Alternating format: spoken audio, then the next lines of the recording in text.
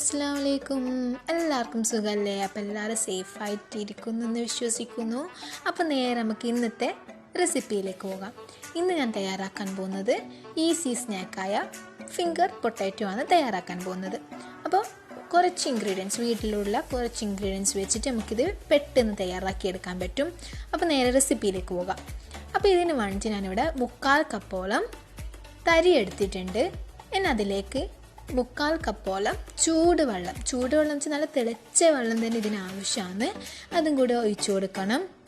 അപ്പം തരി എത്ര കപ്പാന്ന് എടുത്തത് അതേ അളവിൽ വേണം വെള്ളം എടുക്കാൻ വേണ്ടിയിട്ട്. അതിനുശേഷം ഇതിലേക്ക് 1 ടേബിൾ സ്പൂണോളം ഓയിലും കൂടി ഒഴിച്ചതിന് ശേഷം നല്ലേക്കൊന്ന് മിക്സ് ചെയ്തെടുക്കണം. അപ്പോൾ വെള്ളം കൂടാൻ പാടില്ല, തരീൻ്റെ സെയിം അളവായിരിക്കണം നമ്മൾ വെള്ളം എടുക്കേണ്ടത്. വെള്ളം നല്ല തിളച്ച വെള്ളമായിരിക്കണം, ബോയിലിംഗ് വാട്ടർ ആയിരിക്കണം. നെക്സ്റ്റ് ഞാനിവിടെ 2 പൊട്ടാറ്റോ എടുത്തിട്ടുണ്ട്. അപ്പോൾ ഈ പൊട്ടാറ്റോ എടുക്കുന്ന ടൈം ശ്രദ്ധിക്കേണ്ട കാര്യം എന്ന് വെച്ച് കഴിഞ്ഞാൽ നല്ലക്ക് ബോയിൽ ചെയ്യാൻ പാടില്ല. പൊട്ടാറ്റോ ഒരു മീഡിയം ബോയിലേ ചെയ്യാൻ പാടുള്ളൂ. നല്ലക്ക് ബോയിൽ ചെയ്ത് സ്മാഷ് ചെയ്യുന്ന സമയം ഒരു പറ്റിപ്പ് ഉണ്ടാവും. അപ്പം ഇതിൽ മിക്സ് ചെയ്യുന്ന സമയം നമുക്ക് ആ ഒരു ഷേപ്പ് ആക്കിയെടുക്കാൻ ബുദ്ധിമുട്ടായിരിക്കും. അപ്പോൾ എന്താ ചെയ്യേണ്ടതെന്ന് വെച്ച് കഴിഞ്ഞാൽ ഒരു മീഡിയം ബോയിൽ ചെയ്ത വാടനെ അതെന്താ മാറ്റിയെടുക്കണം. അതിനുശേഷം നല്ലക്ക് അതിൻ്റെ വെള്ളം റിമൂവ് ചെയ്തതിന് ശേഷം മാത്രം സ്മാഷ് ചെയ്തെടുക്കാം. ഇനി ഞാൻ അതിലേക്ക് ആവശ്യത്തിന് ഉപ്പ് ചേർത്ത് കൊടുത്തിട്ടുണ്ട്.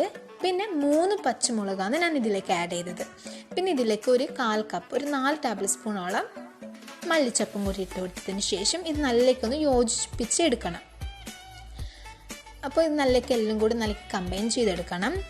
അപ്പോൾ ഫ്രണ്ട്സ്, ഈ ചാനൽ ആദ്യമായിട്ട് നിങ്ങൾ കാണണമെങ്കിൽ ഒന്ന് എന്ത് ചെയ്യുക, താഴെയുള്ള സബ്സ്ക്രൈബ് ബട്ടൺ ക്ലിക്ക് ചെയ്യുക. അതേപോലെ തൊട്ടടുത്തുള്ള ബെല്ലൈക്കൺ കൂടി ക്ലിക്ക് ചെയ്ത് ഓൾ എന്ന ഓപ്ഷൻ ഇനാബിൾ ചെയ്യണം. അപ്പോൾ ഞാനിടുന്ന പുതിയ നോട്ടിഫിക്കേഷൻസ് നിങ്ങൾക്ക് കിട്ടുള്ളൂ.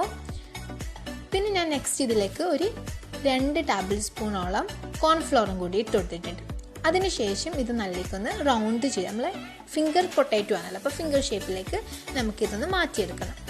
അപ്പോൾ നെക്സ്റ്റ് ഞാൻ നല്ലേക്ക് ഡീപ്പ് ഫ്രൈ ചെയ്തെടുക്കുകയാണ്. അപ്പോൾ ആവശ്യത്തിന് ഓയിൽ ഒഴിച്ചതിന് ശേഷം നല്ലേക്കൊന്ന് ഹോട്ടായതിന് ശേഷം നമുക്ക് ഇതിലേക്ക് ഇട്ട് കൊടുക്കണം. അപ്പോൾ മീഡിയം ഹോട്ടിൽ വേണം ഇതൊന്ന് കുക്ക് ചെയ്തെടുക്കാൻ വേണ്ടിയിട്ട്. അപ്പോൾ എല്ലാ പൊട്ടാറ്റോസിൻ്റെ മിക്സും ഇതേപോലെ ചെയ്ത് നമുക്ക് ഫ്രൈ ചെയ്തെടുക്കണം. അപ്പോൾ ഇതിൽ മെയിനായിട്ടും ശ്രദ്ധിക്കേണ്ട കാര്യം എന്ന് വെച്ച് കഴിഞ്ഞാൽ വെള്ളം കൂടാൻ പാടില്ല. മിക്സ് ചെയ്യുന്ന സമയം സെയിം അളവിൽ തന്നെ മിക്സ് ചെയ്തെടുക്കണം. തരി എത്ര എടുത്താൽ അതേ അളവിലെടുക്കണം. അതേപോലെ തന്നെ പൊട്ടാറ്റോ നല്ലേക്കൊന്ന് കുക്കാൻ പാടില്ല.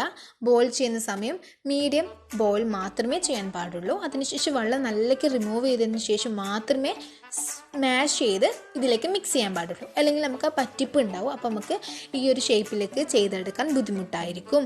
അപ്പോൾ ഇത് നല്ലേക്ക് കുക്കായി വന്നിട്ടുണ്ട്. ഒരു ബ്രൗണിഷ് കളറായ സമയം ഞാനിത് സെർവ് ചെയ്യുന്നുണ്ട്. അപ്പോൾ നല്ല ടേസ്റ്റി ആയിട്ടുള്ള പൊട്ടാറ്റോ ഫിംഗർ തയ്യാറായിട്ടുണ്ട്. അപ്പോൾ ഈ റെസിപ്പി എല്ലാവരും ഒന്ന് ട്രൈ ചെയ്ത് നോക്കണം. കുട്ടികൾക്കെല്ലാം ഇത് പെട്ടെന്ന് തയ്യാറാക്കിയെടുക്കാൻ പറ്റുന്നൊരു ഈസി സ്നാക്കാണ്. എല്ലാവർക്കും എന്തായാലും ഇഷ്ടപ്പെടും. അപ്പോൾ ഫ്രണ്ട്സ്, എന്തായാലും ഈ റെസിപ്പി ട്രൈ ചെയ്യുക. അതേപോലെ നിങ്ങളെ ഫ്രണ്ട്സിനെല്ലാം ഷെയർ ചെയ്ത് കൊടുക്കുക. അപ്പോൾ പുതിയൊരു റെസിപ്പി ആയിട്ട് ഞാൻ വരും. അപ്പോൾ keep watching and support and loving cook.